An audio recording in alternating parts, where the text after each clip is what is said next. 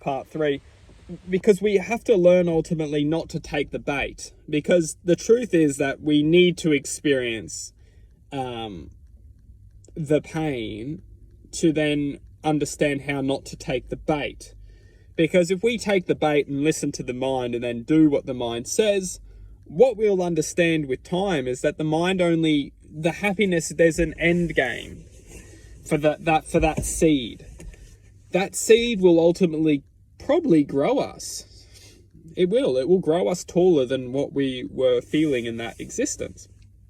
And this is where we can start to understand that it's not negative, really, because we actually get to grow within that seed of thought, and we probably will get to achieve whatever the mind has told us to do. And a lot of us, we do this with, family, we do this with, cars and indulgences and whatever our hobbies are, and this is all positive because we get to raise above the state of vibration of which we once were.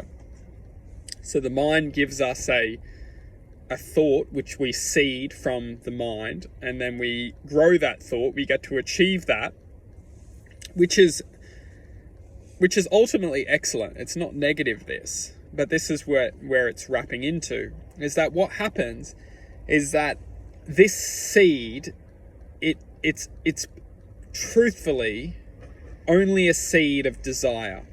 And we desire something because we feel that that desire is going to generate a sense of expression, or an expression, really, because emotion is just expression.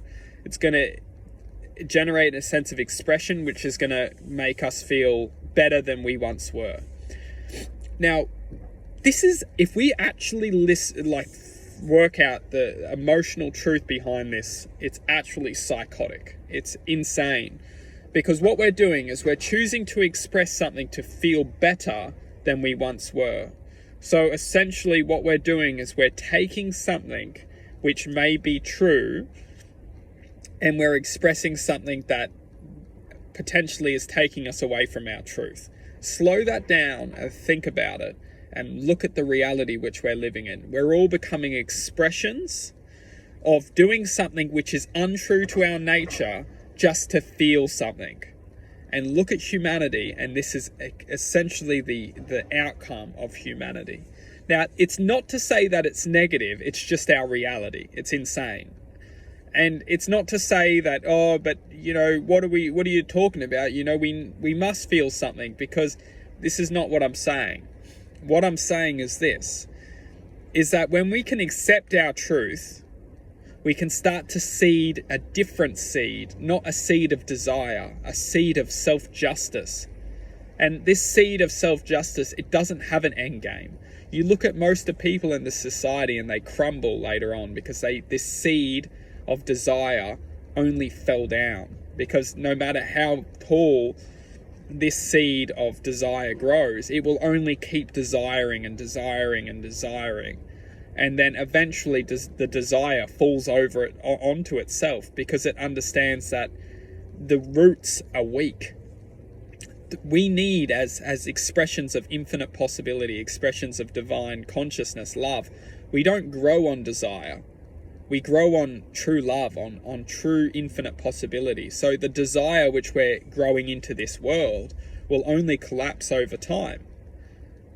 And it does this by weakness. It does this by understanding the truth of our reality, which we're beings of love, and that no matter how much desire is in our life, we may be getting all the pleasures and all the pleasures in life, but we're not getting one thing, true love. Because the taller we grow within the world of desires and desires, really, because desire isn't really, it's quite the opposite of love and positivity and happiness, because desire is just the image, or the image of love, positivity and happiness, but it's not the true connection to it.